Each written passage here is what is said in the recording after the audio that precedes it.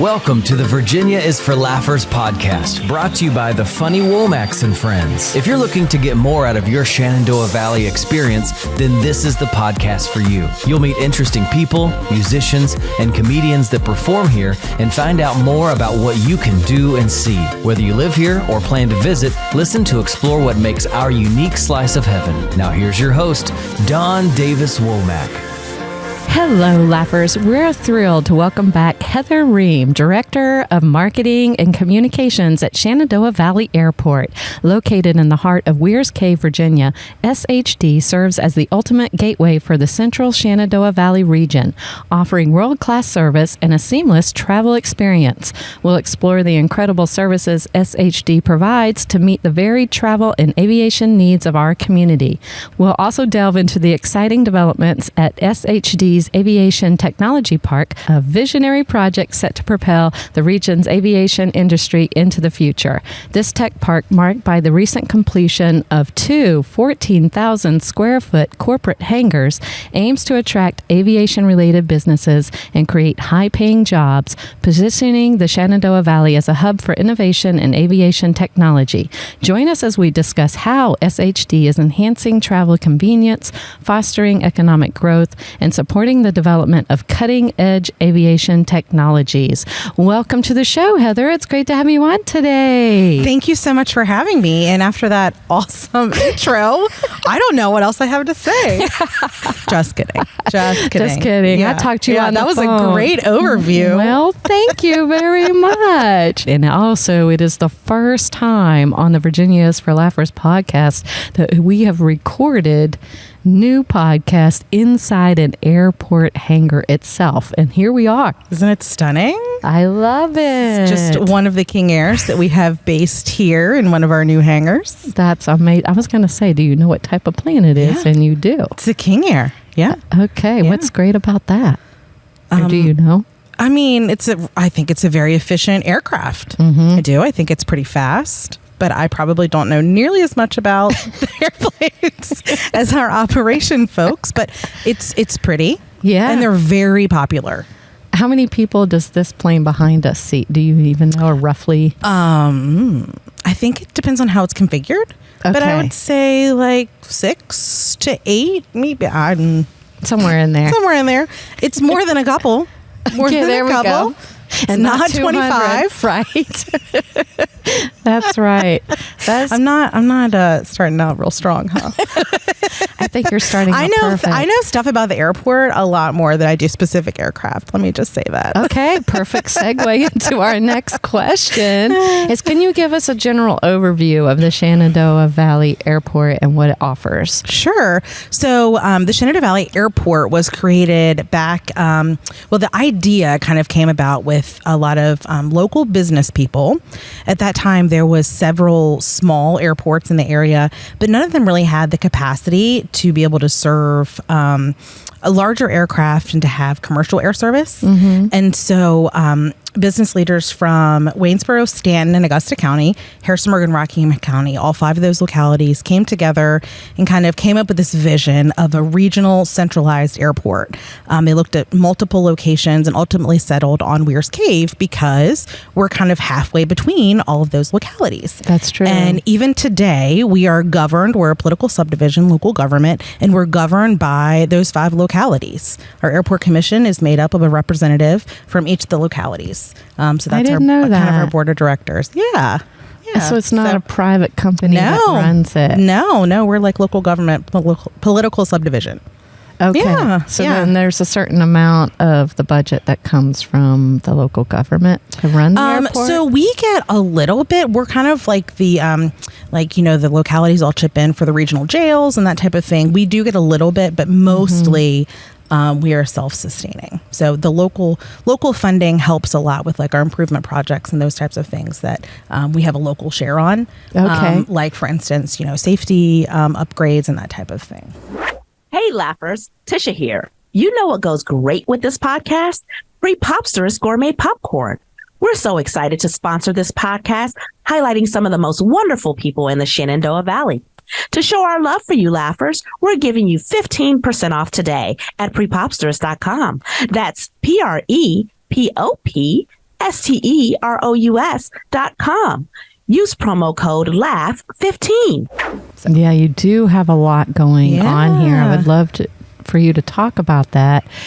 And I imagine that all of those things combined help you be self-sustaining. Absolutely. So let's talk about that a little bit. So first of all, we have a large private and corporate traffic here, just like the King Air you see behind us, smaller leisure aircraft like Cessnas and Pipers. And then we have a lot of larger corporate and business jets that are in and out. Most of the household names that you see here, probably shouldn't name them, but a lot of them have corporate flight departments, a lot of the manufacturing facilities here. So they need to get in and out, and they use our airport. Really important for economic development too, when companies are looking to expand or build here. And then also based at the airport, in addition to kind of what we do, we have a medevac helicopter that's based here, AirCare 5, PHI. Oh, wow. Yeah. And you've probably seen them flying overhead. It's the yellow and black helicopter.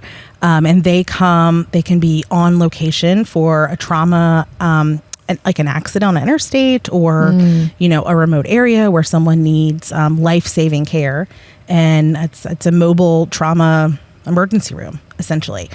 So we're really proud to have them here 24 hours a day, 7 days a week, even holidays. Wow. Their Very crew, comprehensive. awesome. They're awesome. We also have a flight school here, Blue Ridge Aviation, that are training. Yeah, they're training our future pilot workforce.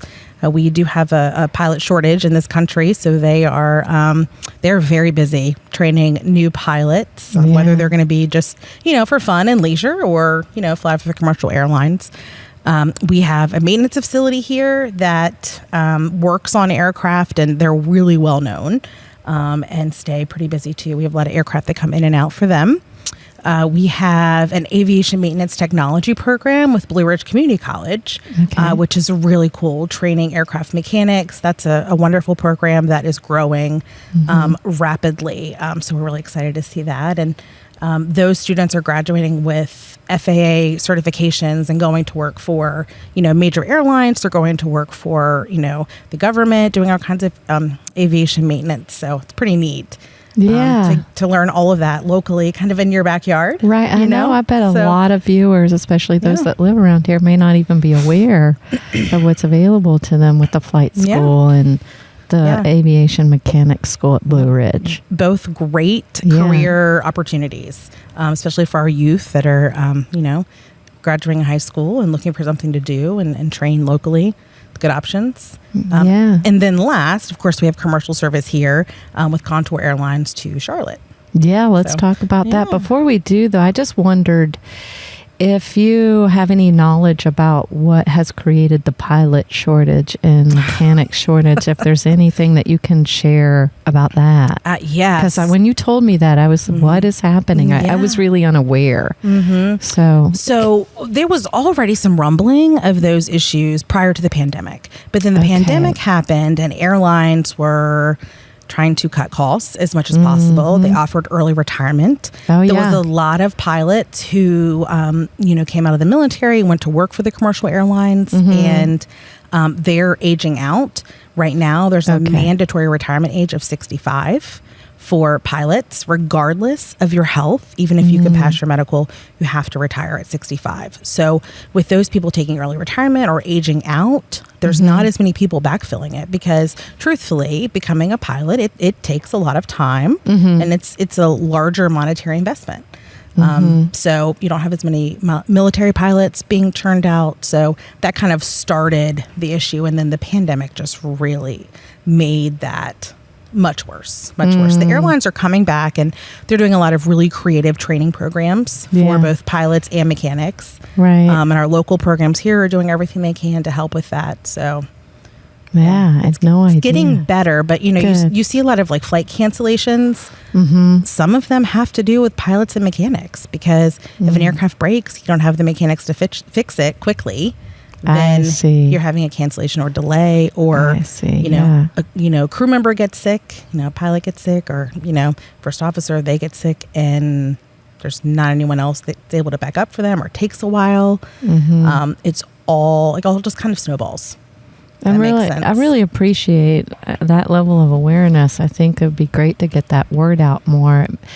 Sometimes, one time I went on this trip and we got delayed somewhere, and the organizer, I was getting frustrated, and I told him, just tell me why and I'll deal with it. Mm-hmm. And I think that would be encouraging for people that fly all the time, having that knowledge, and then it all kind of makes sense why we're in that situation right now. And it can also get the word out to people who've never thought or always wanted to get into aviation, either as a pilot or a mechanic. Know that there are programs and schools and colleges available to help them get the training that they need. And there's a lot of financial compensation coming out, like sign-on bonuses for pilots and mechanics. It's a really good time. How good is it? I mean, they're good. Good. We're talking multi-thousands of dollars signing bonus? Yeah, they're good. Laughers. If you're dreaming of being a pilot or a mechanic, let's go. Yeah. So the way the airline industry kind of works is, a lot of times someone will graduate for a pilot. They'll kind of, work through all their licenses, get their commercial license, build up the time. That's another barrier, because once you have your commercial license, you still have to build a lot of time before you can work for the airlines. Like flying time. Yes, flying time. Yeah. And a lot of times they do that by being a flight instructor or, various other things. So anyways, so they go work for the regional airlines first. So like the smaller, like SHD is served by a regional airline, or Charlottesville has regional airlines, right. and then a lot of times you kind of build your hours and you work up to work for a major airline. Right. Well, the majors are pulling a lot of pilots quickly from the regionals because they're hurting so much. So the regionals are actually more impacted, I think, by the pilot shortage, even than some of the major airlines. Just kind of a side note. But what is do you know any timeline estimation on when we might be starting to catch up to the need? I think it is happening. I mean, we're catching up. Things are, I think, definitely looking up. The most recent reports I've seen, things are looking better. I still don't think we're exactly where we need to be in the industry overall. Okay. We've been fortunate because with our airline Contour, they have not been affected as much from the pilot shortage, fortunately. So, yeah. Yeah, that's good. But still, yeah. So, just something to keep in mind. Still a good career path. Yeah. We're going to need pilots forever. Absolutely. And more of them, I think, as we go. There are flights that go out of here daily to Charlotte. And then is it $59? Well, right now it's $49 each way. $49 to Charlotte. Yes. But I just heard that there may be another sale coming up. What? So by the time this airs, we might have even better sale. So make sure you check it out. FlySHD.com. ContourAirlines.com. We will check it out. Maybe even better. And we will put that website in the show notes, so you don't have to stop working out or whatever. We'll make sure you get that so you can get your deals. You heard it here first at the Virginia's for Laughers podcast. That's Charlotte's amazing. a cool city, even if you're just going to Charlotte. Yeah. But of course, you can connect to hundreds of destinations around the world. Contour has a ticket and bag agreement with American Airlines. Okay. Which is really good because Charlotte is predominantly American Airlines flights. So you can book from Shenandoah all the way to your final destination on one ticket. And Contour and American kind of work together, and your baggage is transferred and your tickets all together, and it's pretty exceptional. You can park here for free, which is really nice. That's nice. Yeah, and the TSA lines are pretty short. TSA lines are pretty short, which is really nice. It's true. I will say our TSA officers are really friendly. Yeah. And our public safety officers, they're joking. I mean, they have a job to do, obviously, but with the larger airports, sometimes it just feels like you're being cattle prodded, through hurry, That's true. That is stressful. Even for someone who travels often, that is stressful. It's stressful. So, our agents, they understand your people, and especially for someone who doesn't travel very often, they're going to help you and they're going to say, okay, here's what you need to do, rather than, getting frustrated or, and I hear from a lot of, especially some of our older passengers, I hear from them, that's a huge difference for them. Okay. Because you start your trip out so much less stressed. You're checking in for your flight. It takes you 2 minutes going through, security, and, it just is a much like easier process. Yeah. A lot more convenient. You're parking your walk from your car to it's the very check-in short. is like 2 minutes, less than 2 minutes. Yeah, that's really nice. And it's very easy to find a parking spot here. Yeah. The one limitation would be you're not going to see a huge shopping mall inside this airport. No, but you don't have to get here so far in advance that you need a shopping mall. You get here an hour in advance. Yes. You check in, get through security, and you have time to sit read a book. And we have free coffee, hot chocolate, tea. That's all. Like, we provide that for free. By the time you make yourself a cup of coffee to take on the plane with you, or enjoy it there, it's time to board. Exactly. So there's not a lot of wasted time that you need to be filling with shopping. Yeah. And the way to think of it is you're paying less than $100 to get to Charlotte if you want to go on to somewhere. Yeah. If you're going on somewhere else, all of that pricing is combined. So you're not paying just SHD to Charlotte and then the other fare. It's all combined into one price on your ticket. Nice. If you're going somewhere else. And then I assume you can do that all online at FlySHD.com. Yep. FlySHD.com. That's correct. Amazing. Yeah. What would you... I should take that back. So FlySHD.com, or you can go directly to American's website, which is AA.com. Okay. If you're going beyond Charlotte, that's where you'll probably want to book. And if you're going just to Charlotte, you can book on Contour's website. Okay. That's how you get the $49. I want that. Yeah. Or the bigger deal coming up. Yeah. What would you say makes SHD unique comparable to other regional airports? Well, where it comes to for commercial service, I think we've talked a little bit about that. Just the convenience, the free parking, friendly faces. We really care about our passengers. We can talk about this later, but I do a email newsletter a couple times a month where I'm just talking about all things aviation. It's amazing. Yeah, thank you. We try to come up with unique things. That's why I called her actually to come on this podcast. I was like, wait a minute, there is so much more going on at SHD than I even realized. And I even called her and said, listen, I think we're going to have to do a few episodes with you all. It's nuts. Well, maybe this will be one of my future emails. I'll talk about this the whole conversation. I hope so. Yeah, you should do that. So anyway, you can go to our website to subscribe to that. But, in that email is my personal email address, my direct phone number. At other airports, you can get in touch with a live person to ask questions, or, we even assist travelers if they need help booking. They can use travel agents. We're not against travel agents. Travel agents are wonderful, the ones that are left. You can go directly on there, but there's some people who are just not comfortable booking directly on an airline website. That's and so true. We try to help them with that, and there's no cost for that.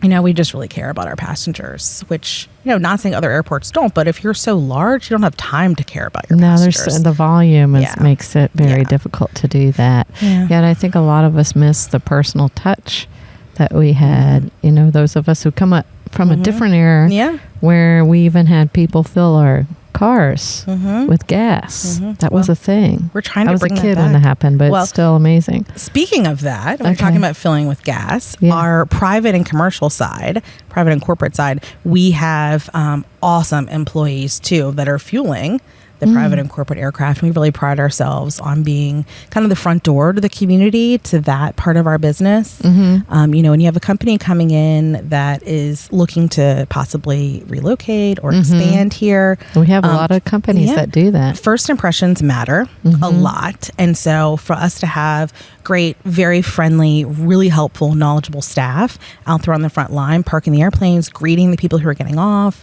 answering the questions the pilots have, that makes a big difference. And we get lots of compliments on that, and we really pride ourselves on that. We work really closely with our economic development folks, and so it's kind of fun to work in an airport and kind of see what's coming and going. Yeah. Like our staff was like, I think we might be getting to Buc-ee's. This was a while ago. And we are. I was like, what? Really? But the aircraft, and we have to keep those things very quiet until they're announced, obviously. Yeah. And we do that. But it's kind of interesting because, then Rockingham County announces the Buc-ee's and we're like, called it. Saw that one coming. So anyway, so it's really neat. Yeah. It's really neat. I love about that so much, and mainly because I think that's one of the biggest charms of living in the Shenandoah Valley is that hospitality that you just talked about. Absolutely. That you're showing in the front lines to companies that are coming from all over the world. I think recently we had a company from Italy that's come in here to put in a pretty significant business, and I know others are looking. So yeah. We certainly have lots of land, so if you're thinking about it, you need to contact Heather Ream. Well, the airport itself, there is room. We'll talk about that. But yeah, for development. But in this whole region, there's lots of great room for development too. I got to put a plug in for the Shenandoah Valley Partnership and the awesome work that they do to market this region for all of our localities. Yeah, they do a really great job. I love the folks that work over there. Yeah, so if you are a company that is an organization, you do want to reach out to the Shenandoah Valley Partnership. Yep. Absolutely. I want to talk about this Aviation Technology Park we mentioned in the intro. This is a new big thing. We've got the 2 hangars. They're 14,000 square feet. Oh my goodness. What is the vision behind this project and what are its main goals? So we just finished phase 1 of the tech park about a year ago. Okay. It includes the 2 corporate hangars that you were talking about, the community hangars. And then we also have a private company that has built a 40,000 square foot hangar here and invested. Yeah. So we're going to be the East Coast base for some of their operations. So that's exciting. Well, we already are actually their East Coast base for operations. I knew what I'm you so meant. used to talking about like what's coming that now that it's here, it's like, oh, what's here? It's crazy. It's been so long coming. Used to it's been so long coming. Yeah. But the Aviation Technology Park was, the whole concept came about in that there's really a lot of developments happening in aviation and advanced air mobility and that type of thing. And there's really a shortage of space for those kinds of businesses in the state of Virginia. A lot of airports are landlocked. They've kind of developed as far as they can. They don't have a ton of room. And we had this room. And so we kind of started talking about it, and we were really, really fortunate to get some funding with Go Virginia to help with the utility project we needed to do up here. We got some funding with Rural Development and the Economic Development Association, the EDA, and so we were really fortunate that we got that funding to get this project off the ground. But the big thing is, if someone has an aircraft or if a company's, thinking about purchasing an aircraft, you have to have somewhere to keep it. You can't put it in your garage, obviously. No, definitely would not fit in my garage.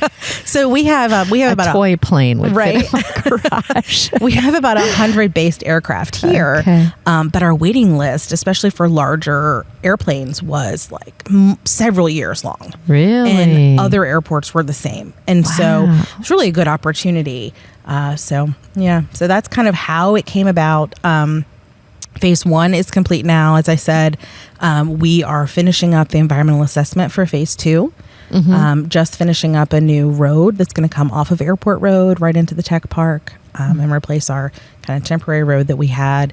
And then after that, after we finish all the environmental stuff, we're going to start some land preparation and start marketing those areas for potential investors, people who want to be located here to either, do research and development. We're really well situated to possibly have a maintenance facility for, either a cargo company or a small airline or that type of thing. Really, there's a lot of possibilities. And when you say research and development, is that specifically in the aviation industry? Yeah. We're really targeting the aviation industry. Okay. Because they need access to a runway. obviously. I see. So, we got new planes we want to test out. You mean like that? Yeah. Got it. There's a lot of electric aircraft development happening right now. True. Yeah. Absolutely. A lot of that. We're actually in the middle of a project to install some electric aircraft chargers with a company called Beta Technologies. Okay. They're based in Vermont, and they are kind of building a charging network all up and down the East Coast. And so we're going to be one of those locations that will have availability for charging. And obviously they're building that structure for their aircraft. However, it's not going to be proprietary. Anyone can use them, any kind of electric aircraft. So, that's so neat. So as we see that continue, I think we'll be well positioned to welcome, someone who's doing that development or needs to stop in for a charge. That's amazing. Yeah. When you do the building and development for this aviation park, is there going to be an additional runway put in for it specifically, or are they going to share the same runway? So this is more about hangars and places for planes and people and that type of thing. Yes. So we still have plenty of usage for our runway. Got it. We don't really need an additional runway right now. There will be extra taxiways to get to those buildings, obviously, so they can access the runway. And we did put in some new taxiways for phase 1, and then that'll be included in phase 2 as well. But we're not going to build those until we kind of know what kind of buildings are going to be there and what they need. And the buildings will be not hangars; they'll be something else. They can be hangars. They can be. It's open. See. The land will be ready, and so if someone says, "Hey, I want to build this," and it obviously fits the size we have and what they need, then it's very flexible. What would be some examples of something people might want to build with what you're doing here at the aviation park? Really, advanced air mobility, people who are doing, either drone development or doing, electric aircraft development, that type of thing. Got it. Yeah.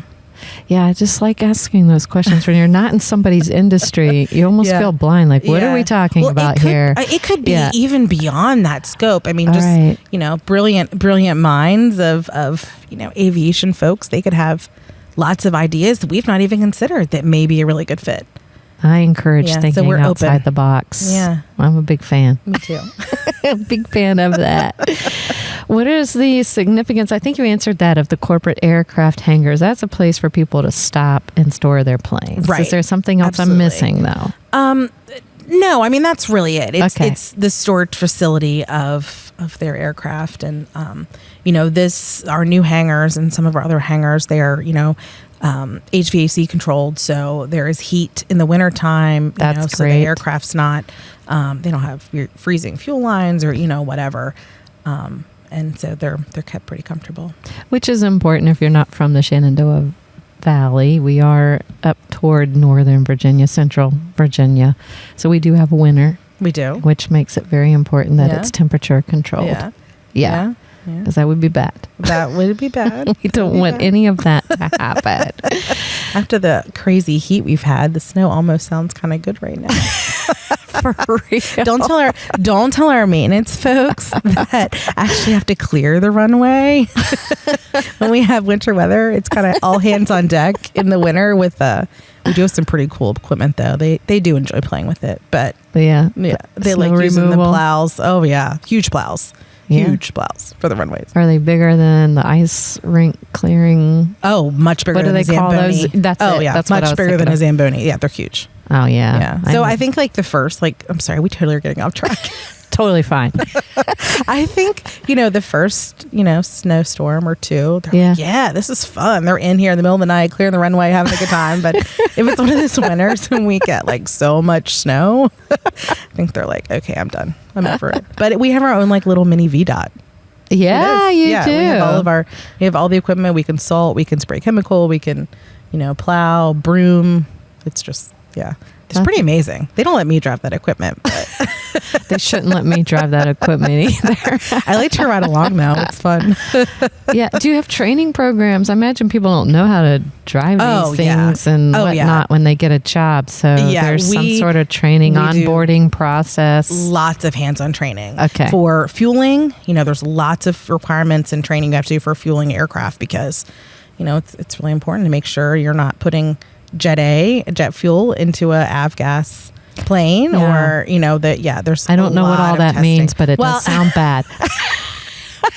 Well, so avgas it's kind of close to car gas. I think it's like a little more refined, but jet fuel. It's the difference between like a turbine and a piston engine, I think. I got it. Yeah. What would be the typical training time? Let's say somebody's interested, a job is open, they're gonna eventually do that kind of work here. Mm-hmm. What is the typical time frame to train them where they can turn around and train somebody else on average? And I know that's not like a science and everybody's different. It really varies because we have first of all, we don't have a lot of staff turnover, which is pretty beautiful. Amazing. Like I've been here 19 years. We have a couple people I swear I did not know that. Long time. Okay. We have a couple of our operations folks who have been here like 30 plus years. I mean, we don't have a lot of turnover, but we do hire, part-time people, and we just recently hired a full-time person. But anyway, so we don't have to do training that often for brand new people. But, exactly. But our staff they're also knowledgeable. But anyway, it just depends on how many hours they're working, of course. And everyone picks up things at a different pace. But it takes a while before someone's really comfortably able to do everything on their own. It's a lot. And even then, something will come up and they're like, oh, how do I do that? We've not done that yet, because every day is so different here. But all of our, most of our staff that are in our operations are also like firefighters, because we do aircraft fire rescue training here. Here we have fire trucks. We have fire trucks. So they have that annual training that we do. We actually have to do a disaster drill every 3 years, a live disaster drill. That's actually coming up this September. Wow. And so all of our staff and all of a lot of the locality folks, fire rescue, all those people, both the hospitals are involved locally, and so it's a big deal. So we all kind of get training together and how to work together and have our radios all sync, and just in the event that we do have a major incident, then they're prepared for that. But anyway, going back to the training, there's all of that. There's learning learning all kinds of stuff. It's just they have a lot to remember. They do have a lot to remember. Yeah, but sometimes some people come in and they don't already have any kind of fire rescue or like basic EMT training, and so they'll need to go through those. But if they already have those, then it's more just like on the aviation side, if that makes sense. Does all the training for the disaster drill happen right here on site, or is it partly off-site? Yeah, so they're all trained already. So the disaster drill is really just kind of testing the training, if that makes sense. Yes, so it does. The Virginia Department of Fire Programs has the simulator that we actually train on every year. That's an aircraft that it uses propane, and they can, the controllers can make it flare up or whatever, and they're attacking it with, the fire trucks with hand lines. They can even go inside this aircraft, to fight the fire. So it's pretty cool. Yeah. Yeah. So then the disaster drill is kind of testing that and testing our response along with the other localities, that may be kind of, because although we have a fire truck here or 2 fire trucks, and all of our folks are trained, if we have some kind of major incident, we're going to be calling in lots of community resources. And so even, like the Red Cross participates, and I mean, it's just a big thing, but everyone likes it because we all get the chance to kind of work together and test our systems kind of working and our communications. Your mind on what to do. Yeah. And it's really important that, people from the outside, they know where to go on the airport. They're kind of familiar with the procedures and that type of thing too, if we need to call them. And a disaster could be a natural disaster or anything. It's you have different scenarios. Yeah, maybe. We're mostly here. We're training for like an aircraft incident. Okay. Where we have, casualties or injuries or that type of thing. Fortunately, we don't really normally have to deal with that. But you want to be ready. You always want to be so prepared. That's right. Of course. So that's a requirement by the FAA that we have all of this training. Good job, FAA. Yeah. So they're trust me, they're keeping you very safe. Yay. Very safe. Yeah. We appreciate that. Yeah, air travel is very safe. Much safer than driving it on 81. Oh my goodness. But I digress. We're not talking about any interstate today. Goodness. I want to talk a little bit about the projects, the Aviation Technology Park. What are the projects that are going to support the growth and the advancement of air mobility and other emerging aviation technologies? Oh gosh. Well, I mean, we are not the ones that are really supporting the technology. We're just providing the space for those super smart people who are working on those things. Yes. And we want to be. And thank you, people. Yes, thank you. And we want to be a really good partner for them, and we want to give them a good place that we're outside of the Washington congested airspace, and so we're really well positioned from a location standpoint, being so close to 81 and 64. That people can reach us easily. The airspace is not congested, so they can fly around and test and that type of thing. Okay. Yeah. How important is the support from federal agencies like USDA Rural Development and the Economic Development Administration, the EDA, in making this Aviation Technology Park a reality? Well, without funding, truly, it would probably be non-existent. Really? So critical, very critical. And we're also fortunate just overall, we get the FAA and the Virginia Department of Aviation are very supportive of airports, and they give us money for, like, for instance, we're doing a runway rehabilitation project that's just starting up where every so often our runway has to be kind of milled down and repaved, and just to keep the pavement strength and to keep everything safe. So the FAA is really good about funding those kinds of projects. And for some projects we'll have like a local share. I was mentioning earlier that the localities really kind of help offset those costs, but we're very fortunate. The Virginia Department of Aviation is super supportive. Actually, our former executive director, Greg Campbell, is the director of the Virginia Department of Aviation now. Yeah, he was appointed by the governor 2 years ago. Okay, I think it was 2 years ago, and so he's been leading that agency. They're always really supportive and give us grants for everything from maintenance to they help sometimes with some of my marketing dollars. That's great. So lots of great support for airports and the really critical infrastructure of our country. That's amazing. Yeah. I'm learning so much about the aviation industry that I didn't know before. I was telling Heather before we got started, that's what I wanted to be after I graduated from high school, is be in the aviation industry and be an airline stewardess. So it's not too late. Oh, we'll see. I can get you connected with the flight school or the aviation maintenance school. So stay tuned, laughers. Who knows what I'll be up to next? I'm always trying to recruit new aviation workforce people. I know there's a shortage. We talked about that. So remember that, laughers. I want to talk about what are some of the unique advantages of the location. You talked a little bit about, we're far away from the DC. Well, 2.5 hours, but still it's less traffic, air traffic. Yep.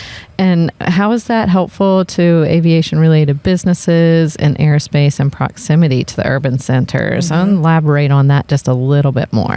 Yeah. So Harrisonburg is a thriving, metro area along with the Stanton, Augusta, Waynesboro, metro area, and we're supporting all of the growth and development that the localities are working towards. I feel like that's really important, and so our location kind of being between them makes it really easy. We're 15-20 minutes away from all of them. Right. Stanton does not have an airport, or does it? No. And Waynesboro has an airport, but it's a small general aviation airport. It's for small, like private, like small Cessnas and that type of thing. So their runway's not very long.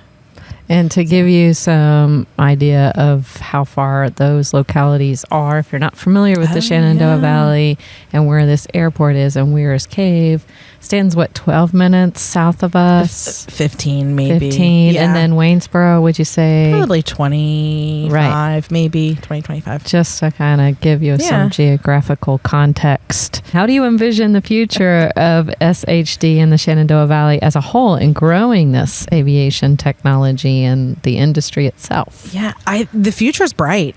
We have... I'm feeling that way too. Yeah, I mean, to use kind of a aviation term, the sky's the limit for us. Really, it is. Beautiful. I love that. we have room for growth, and I feel like the airport is a really good partner for, people who may want to come in and expand here, not just here, but, around the whole community. I feel like we work really well with our economic development folks and our tourism folks. And I am on a regular basis talking to airlines, trying to attract some additional airline service here. And there's a lot of interest. I think once we get the pilot shortage kind of under our belt, or taken care of a little more, I think that, hopefully we'll see some expanded airline service here too. So we're working on it. Expanded airline service. Let's dream about that a little bit. If we could get what we want, what would you want to see? Well, we do, we work with a group of aviation consultants that do kind of some, lots of research and reporting on the most popular destinations that travelers, not just that are using SHD, but that live here and are using other airports. And Florida is always a top market, always. So Florida is a market that I'm always pitching, for us. We've had Florida. Go to Orlando. Yeah, Orlando or one of the beaches. Miami. Yeah. And we formerly had Chicago service, which was branded with United. And Chicago was very popular. Chicago is a great hub too. So I'd love to see Chicago come back. Okay. Yeah. That's excellent. So. Where else are you going to take us out west? Past Chicago, LA maybe? New York City? You're probably not. I went back New east York there. New York could be a possibility. Okay. You're probably not going to see, from an airport our size, we probably would not have, a regional airline is not going to travel from Virginia to California. Right. It doesn't make sense. But the way the aviation whole transportation system is worked out is smaller communities are connected to large hubs. And from the large hub, you have a mass of people.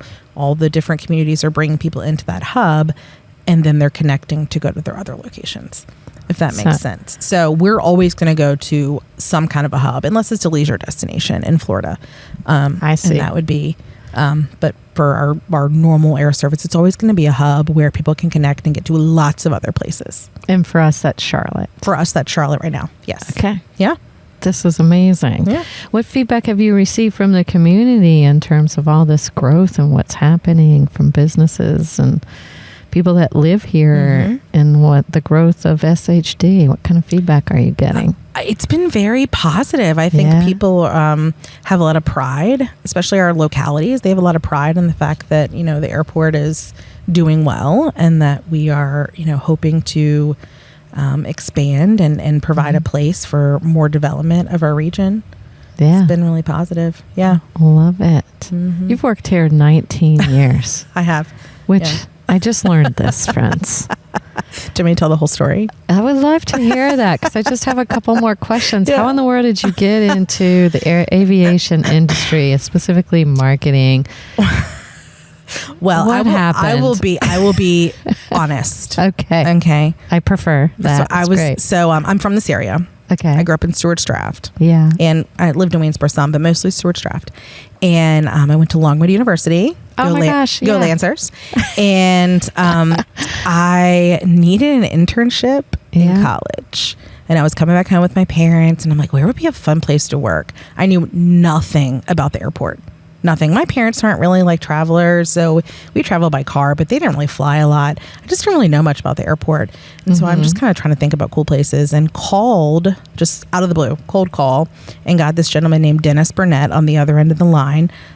He has since passed away, but I did an intern. He came, he was like, oh yeah, come in. We've never done an intern. Let's just see how this works. And he was amazing. So he's like, yeah, we met and he was just so enthusiastic, loved aviation, loved his job, had been here for a long time. And, he's like, yeah, let's do this. So that summer, he pushed me so far out of my comfort zone. He had me prepare this whole marketing conference for, at the time, we had an airline named Colgan Airlines, and they were based up in Manassas. And he was like, yeah, all these communities are going to come in and you're going to tell them how to market their airports. And I was like, what? You're kidding. You're kidding. He had. Did I mention I was an intern? Yeah. Like I haven't finished college. It was like the summer of my junior and senior year. Job. Yeah. But he helped me, and I learned so much. Yeah. He really helped me spread my wings, and did a couple other things. Spread your wings. Yeah. Look at you with all the puns. That was not even intentional. Anyway, that's funny. So I did a couple other things, and then I was really fortunate. He was actually moving on to a different job with the airline that was serving here. Yeah. And I came and I started out first in customer service, just kind of like actually working our Unicom and talking to aircraft that are coming in and out. Your Unicom? Yeah. Unicom is, it's the radio frequency that our pilots use to talk to one another. Talk about their landing, like where they're going to land, which runway they're going to use. Okay. Because although we have one piece of pavement, it's considered two runways. It's 5 and 2-3. And those are based on the direction. So 5 or 2-3 is like the name like on of the compass. Okay. Like on a compass. Okay. Sorry, Thank you. We have fans on and they're blowing my stuff around. Trying to stay cool in the hangar. Because although we have heat, we do not have AC in here. But it's not that hot. It's okay. We're doing good. Okay. We're doing fine with the fans. But anyway, I had an opportunity to kind of move back over into a marketing communications role after a year here, and it's just been awesome. And that was 19 years ago. I know. I look back and I'm like, that was crazy. It was crazy. I've been really fortunate. It's been a awesome place to work, and kind of a new things every day. No chance to get bored like this. I know. Come on my podcast. Let's do a podcast. Okay. And I even told her, and I was like to do it in a hangar with a plane behind us. Here we are. Should we mention that we talked 4 days ago, and we were like, yeah, let's do it. I know, I love it. They're so game. Anyway, we have a good time here. We do. It's a great place to work. We have, like I said, a lot of our staff has been here for a long time. Right. We all believe in local air service, and we believe in the value of local airport that they can make to a community, and how they're such a big asset. We all really do believe in that. I can attest to the customer service experience here. So thank you very much. Yeah. When it can work out, this is my first choice, because I live about 15 minutes away from here. So certainly less of a drive than Charlottesville, about an hour away, or DC, 2.5 hours away. So I appreciate that. Yeah. Thank you. You have car rental service here too, right? Let's not forget. We can't forget them. We have Avis and Budget that are based in our airline terminal, and a lot of people who are coming off the aircraft may need, either actually on the Contour airplane, or who are here for on a private or corporate aircraft. They might need transportation. Typically they would, and so you can just rent a car from the airline terminal. And then also, you don't have to even come into the airport necessarily. If you need to rent a car, and you can drive to the airport, leave your car there for free, and rent your vehicle and go on your family vacation or your business trip or whatever, if you want to drive. Or it's not far enough to fly. That's great. I think this has been amazing. So I think as we wrap up here on this, can you share with the Laughers how they can follow SHD on social media or otherwise? And again, how they can sign up for that newsletter? So we are on Facebook. We're on Instagram. We are on X, formerly Twitter. And we're also on LinkedIn. So you just look up Shenandoah Valley Airport, and you will find us. And then also, to sign up for our newsletter, you just go to our website, which is FlySHD.com. I love it. This is amazing. Did I forget anything? I don't think so. Perfect. I think I went off track just enough times to, cover everything. Good job, Heather Ream. It's been fun. Thanks so much. I appreciate the opportunity to talk about the airport and all we have going on here. And thank you, Heather. This has been amazing talking with you about all things SHD, the Shenandoah Valley Airport. I had fun also. So thanks again for being on the show. Appreciate you having me. Thanks. You are welcome. And Laughers, to learn more about what this airport can do for you, visit their website, FlySHD.com. That's FlySHD.com. If you're working out or driving, do not worry about that. We will have that information for you in the show notes. Also, thank you for joining us on this podcast today. Tell a friend, subscribe. We really appreciate you. We cannot do what we do without your support. So tell your friends, because it helps us create more content to help you get the most out of your Shenandoah Valley experience. Also, don't forget that discount, Laugh15. That's the promo code to get 15% off pre-Popsterous popcorn, which is absolutely delicious. So don't miss out on that. My favorite too. Oh my God, it's so good. Go visit their website today at prepopsterous.com. That's prepopsterous.com today. That way you can munch on it when you join me on next week's episode. And lastly, and most importantly, thanks for tuning in, Laughers. Out of all the podcasts out there, you picked us, and we think that's pretty darn special, just like you. Until next time, keep smiling. Bye. Thanks for tuning in to this episode of Virginia is for Laughers podcast, brought to you by the Funny Womack and Friends. We'll be dropping a new podcast every Wednesday, so check back for another uplifting episode. Come to a FWAF show or let us bring one to you. To find out more, head to thefunnywomacks.com. Be sure to share this podcast with a friend, and until next time, cheers.